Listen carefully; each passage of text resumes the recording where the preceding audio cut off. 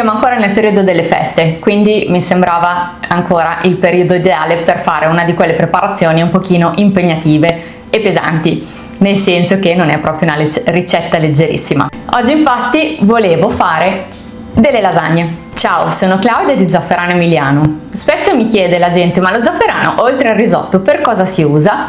E la mia risposta in genere è per qualsiasi piatto in cui vuoi dare un tocco di eccellenza. Nello specifico di oggi infatti lo useremo per preparare la besciamella. Oggi infatti faremo una rivisitazione delle lasagne al forno in chiave vegetariana. Non sarà una ricetta vegana perché comunque la besciamella si fa col latte e con il burro, però è una ricetta facilmente veganizzabile. Lo so che la lasagna è uno dei piatti intoccabili della tradizione culinaria italiana, però ogni tanto è giusto anche variare. Come prima cosa, prima di cominciare, ricordatevi di mettere a bagno lo zafferano. Io ho utilizzato una parte del latte che servirà per formare la besciamella. Come vi ho spiegato varie volte, riscaldate il latte, mettete in infusione lo zafferano, coprite con un coperchio e lasciate riposare per almeno 40 minuti. Questa lasagna sarà composta dalla nostra besciamella allo zafferano, un ragù di verdure e la scamorza affumicata. Cominciamo allora col ragù di verdure, che è quello che necessita di un pochino più di tempo di preparazione. Come verdure io ho scelto il porro, uno spicchio d'aglio, zucchine, carote, zucca e patate. Vi lascio in descrizione comunque la lista degli ingredienti con tutti i pesi e anche il link all'articolo sul blog in cui trovate tutto il procedimento. Partiamo col porro e lo mettiamo in padella con un filo d'olio e uno spicchio d'aglio schiacciato. Questa sarà la base del nostro soffritto. Accendiamo il fuoco e lo lasciamo andare piano piano in modo che il porro diventi trasparente. Nel frattempo puliamo tutte le altre verdure. Il segreto per avere un buon ragù di verdure che non sappia di minestrone è quello di tagliare la verdura a pezzi molto piccoli, perché i pezzi grossi trattengono troppo l'acqua e danno poi l'idea di quelle verdure bollite. Invece tagliare la verdura a pezzetti piccolini in modo che risulteranno quasi caramellati è il segreto per avere una lasagna bella saporita. Partiamo poi con le carote. Quando si lavora con delle verdure da pulire, ricordatevi di tenervi sotto mano una ciotola o un piatto in cui poi mettere via via tutti gli scarti in modo da avere il piano di lavoro sempre in ordine. Tagliamo la carota a fette e poi a dadini e uniamo anche le carote nella padella con il soffritto. Metteremo prima le verdure che hanno bisogno di un tempo di cottura un pochino più lungo, quindi prima le carote, poi zucche e patate e per ultimo infine le zucchine. Zucca, ne basta un pezzettino. Per pulirla io ho scoperto che l'ingrediente migliore da usare è il pelapatate. Dopo aver rischiato varie volte di perdere delle dita per pulirla col coltello, ho scoperto questo trucco e non sono più tornata indietro. Mescolate di tanto in tanto le verdure perché è vero che vogliamo delle verdure caramellate ma non bruciate. Anche la zucca a pezzettini come la carota.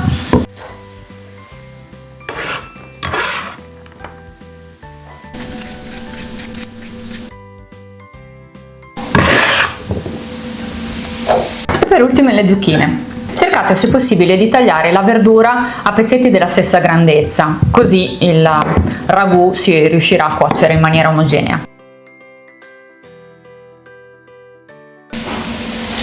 Una bella mescolata, poi aggiungiamo sale e pepe e lasciamo andare a fiamma vivace fino a quando le verdure cominceranno ad essere un pochino morbide ma non sfatte. Adesso che le verdure hanno preso un pochino di colore, copriamo la padella con un coperchio e le lasciamo andare per 10 minuti circa. Ecco qua, il nostro ragù di verdure è pronto. Adesso che il ragù è pronto ci dedichiamo alla besciamella. Prima però accendiamo il forno a 180 gradi ventilato oppure 200 gradi statico. Allora, il segreto per una buona besciamella è il roux. Il roux altro non è che il pastello di burro e farina che è alla base della nostra salsa. Per avere delle lasagne che siano vellutate e dense ma che siano anche cotte bene, il segreto è dosare bene la quantità di burro e farina all'interno della besciamella, perché la besciamella infatti deve essere liquida ma non troppo, deve essere vellutata. Se abbiamo una besciamella troppo liquida il risultato sarà pessimo. E lo stesso è anche se invece la besciamella risulta troppo densa, farà come un cemento e le lasagne ci si pianteranno come un mattone sullo stomaco. Si parte con uguale quantità di farina e di burro. Per 1 litro di latte io ho messo 100 g di burro e poi metto 100 g di farina. Affinché la besciamella venga bene è importante che il roux si cuocia bene, deve sfrigolare, quindi dovete proprio sentirlo sfrigolare e dovete sentire che si sprigioni un buon profumo di biscotto, di qualcosa di tostato. Se sentite odore di farina cruda sta venendo male e rischiate di ottenere una besciamella indigesta. Ecco qua, adesso ha raggiunto un bel colore nocciola e quindi è il momento di aggiungere il latte. È importante aggiungere il latte a filo mescolando in modo da non formare grumi. Potete aggiungere sia il latte a temperatura ambiente che leggermente riscaldato. L'importante è che non sia freddo di frigo. Mescoliamo bene, poi uniamo la nostra infusione di zafferano. La besciamella va lasciata cuocere a fuoco basso mescolando per evitare che si formino grumi fino a quando si sarà addensata. Capiremo che è pronta quando velerà il cucchiaio. Intanto tagliamo la scamorza a pezzetti. Se il gusto della scamorza affumicata non vi piace potete aggiungere un altro formaggio oppure utilizzare semplicemente il parmigiano. Come vi avevo accennato prima, queste lasagne sono facilmente veganizzabili. Per fare una besciamella completamente vegetale basta sostituire il latte normale con un latte di soia o di avena, mi raccomando non zuccherato. Il roux può essere fatto con la margarina al posto del burro oppure si può usare anche l'olio. Per l'olio però va ridotto le dosi, invece di 100 grammi ne bastano 80. All'interno poi della lasagna potete usare o un formaggio vegetale oppure lievito alimentare per sostituire il formaggio normale. La besciamella è pronta, guardate che bel colore dorato. Adesso aggiungiamo il sale, che non ce l'avevo messo prima, e una grattatina di noce moscata. Siamo pronti per comporre la lasagna. Io oggi utilizzo queste sfoglie di pasta fresca e le metterò direttamente nella teglia. Se però utilizzate le sfoglie quelle di pasta secca oppure se volete fare la sfoglia voi in casa, vi consiglio di lessarle per 1 minuto in acqua bollente leggermente salata in modo che si ammorbidiscano un pochino, perché altrimenti la pasta assorbirà tutta la besciamella e le lasagne risulteranno secche. Un'altra cosa che faccio spesso se uso le lasagne quelle di pasta secca oppure la pasta fatta in casa, oltre a sbollentarle prima, è quella di fare una besciamella un pochino più liquida, quindi riduco leggermente le dosi di burro e di farina nel roux, perché così avrò una besciamella più liquida e anche se la pasta ne assorbirà un pochino di più, il risultato finale sarà comunque bello umido. Un mestolino di besciamella sul fondo. Dovessero esserci dei grumi che vi risulti grumosa, basta passarci il mixer a immersione e si risolve tutto. La nostra pasta.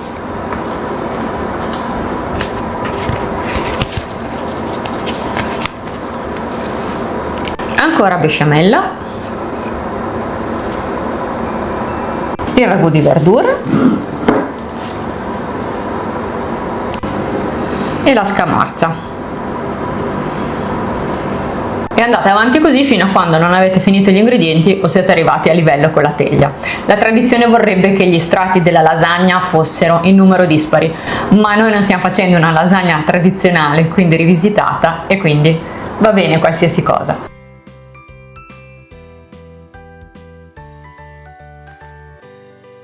Pulite la teglia prima di infornare in modo che non ci sia poi odore di bruciato. Le lasagne sono pronte. Io non le inforno mai direttamente sulla griglia del forno, ma le metto sempre sopra un'altra teglia perché so che poi esagero sempre con il condimento e cuocendo fuoriesce tutto quanto. Forno già caldo, 180 gradi ventilato per 20-25 minuti circa, fino a quando non avranno formato una bella crosticina. Ed ecco qua le lasagne appena uscite dal forno. Il profumo è incredibile e anche il colore è veramente bello, un bel giallo dorato, il risultato che volevo ottenere. Non è la solita lasagna tradizionale, è una lasagna un po' eretica, vogliamo definirla, però tutti questi sapori accorpati insieme danno un risultato unico. Se provate a farla, fatemelo sapere nei commenti, sono curiosa. Se questo video vi è piaciuto lasciatemi un like, iscrivetevi al canale e attivate la campanella. Vi lascio in descrizione tutti i link utili, sia quello al blog dove ci sono dosi e procedimento completo, sia quello al mio negozio online, perché mi raccomando, usate sempre prodotti di qualità.